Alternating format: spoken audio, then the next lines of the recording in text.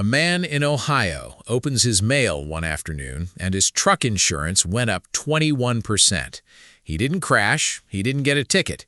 He calls the company and after being passed around, somebody finally tells him the truth. A report flagged him. Hard braking, late-night trips, fast starts. He never signed up for any monitoring program. He never agreed to be scored. But his own truck had been keeping a diary on him for years and quietly mailing it to people who set his rates. Now, you've probably been told to go find the box that did this and rip it out. And you can. But by the end of this, you're going to understand why finding the box was never the point and what they actually hid from you. Here's the map. First, why the hunt for the box is easier than you think. There are only 5 places on Earth to hide it, and it can't hide its ear. Then the twist, why finding it still doesn't win. Then the real secret, not the box, the pipe it feeds. And the proof it's real, because one company already got caught red-handed. Stay to the end for the one free tool that shows you exactly what your car is wired to share before you touch a single panel. Let's start with good news, because there isn't much of it in this story. If a box in your car is reporting on you, it is not some impossible needle in a haystack. There are really only 5 places to hide a module the size of a deck card. Behind the dash, behind the glove box, under a front seat, up in the overhead console, or in the back behind the trunk liner. That's the whole list. No matter how clever the engineer was, he was picking from 5 hands. And the box has a tell it cannot get rid of. It talks to the outside world over a cellular signal, which means it needs to see the sky. That little shark fin on your roof, that was never just for the radio. It's the antenna, and the cable running down from it leads straight to the module. Find the fin, follow the wire, and you're looking at the thing that watches you. So the hunt is winnable, which raises the obvious question, if it's that easy to find, why is almost nobody actually free of it? Because finding it and beating it are 2 very different things. Here's the catch, and it's the same on nearly every brand. That module does 2 completely different jobs, and only one of them is the problem. Job 1, everybody agrees on. In a crash, it calls for help. Job 2 is the one they'd rather you forget. Every day you don't crash, it reports. Same box, same wire. So pulling it isn't like unplugging a nightlight. Depending on the brand, yanking that module can take your automatic crash call with it, kill your hands-free microphone, drop a speaker, or throw a fault across the whole electrical network because on some vehicles that box is wired in as load-bearing. On others, there's a backup antenna or an internal battery, so even after you pull it, it keeps talking. The engineers didn't just hide it. They made removing it cost you something. And that's the misdirection. While you're under the dash with a flashlight arguing with yourself about whether losing the crash call is worth it, you're staring at the wrong thing. The box was never really the secret. What they hid was where the cable goes. Follow the cable off the box and it runs to a pipe with 3 stops. The automaker collects, a data broker buys, an insurer prices you. That pipe, not the box, is the product. And here's the honest part most videos skip. The crash call is real. Stolen cars really do get found. A tool built for the worst 10 seconds of your life is not, by itself, a betrayal. The betrayal is quietly turning that tool into a meter that prices you for the next 30 years, and never asking.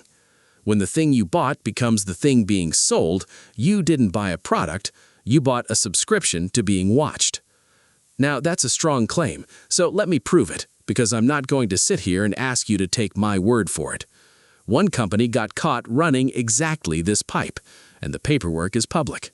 In 2024, the New York Times reported that General Motors, through an OnStar feature called Smart Driver, had been collecting detailed driving behavior from millions of vehicles, not just where you went, but hard braking, fast acceleration, late-night trips, and routing it through brokers named LexisNexis and Verisk, who sold it on to insurers. One Chevy Bolt owner requested his own file. It came back over 250 pages, documenting hundreds of individual trips over 6 months. He only went looking because his premium had jumped. He's the man from the start of this video, and thousands of others like him. People who never opted into anything beyond turning the key. Then, the regulators moved. GM shut Smart Driver down. In early 2026, the FTC finalized an order barring GM and OnStar from handing that data to reporting agencies for years and requiring real consent going forward.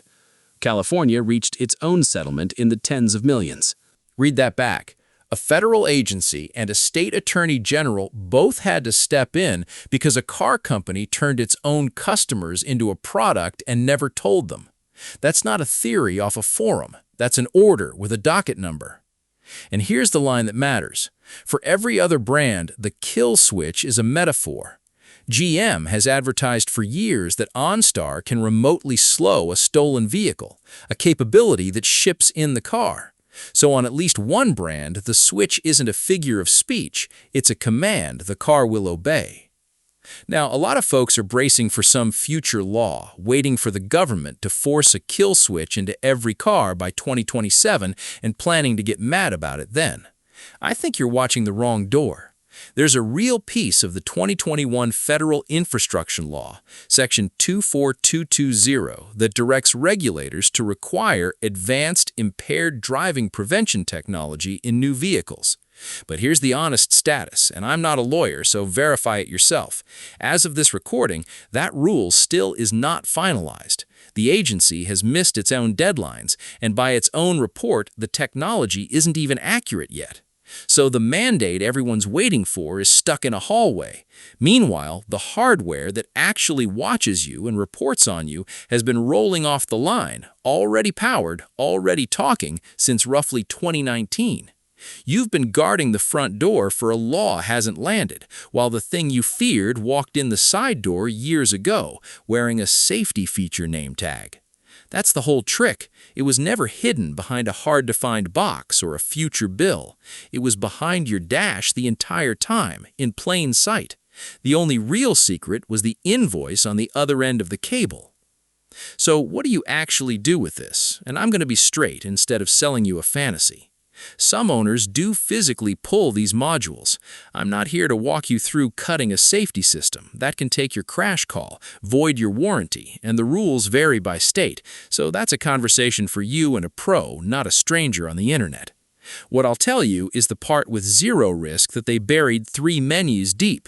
You can go into your connected services settings, tell them to stop selling and sharing your data, and request a copy of what they've already collected. And before you touch anything, there's a free tool called the Vehicle Privacy Report. You put in your VIN, and it tells you exactly what your make and model is wired to share. Start there. Know what your own truck is doing before you decide what to do about it. Because here's the real question, and it's the only one that matters, and only you can answer it for your own driveway. Is automatic crash help worth a permanent record of every trip you take? There's no universally right answer. There's only the answer you'd have picked if the manufacturer had bothered to ask you, which it didn't. So tell me below, and name your year and model when you do, because other owners want to know if yours is one of the easy ones or one of the fortresses. And be honest, did you even know this box was in there? If this showed you something the dealership never would, subscribe. Tracing this pipe brand by brand is the whole reason this channel exists. Next time, I'm following the money one more link down the cable. Who's actually buying your trips and what they pay for them. I'll see you there.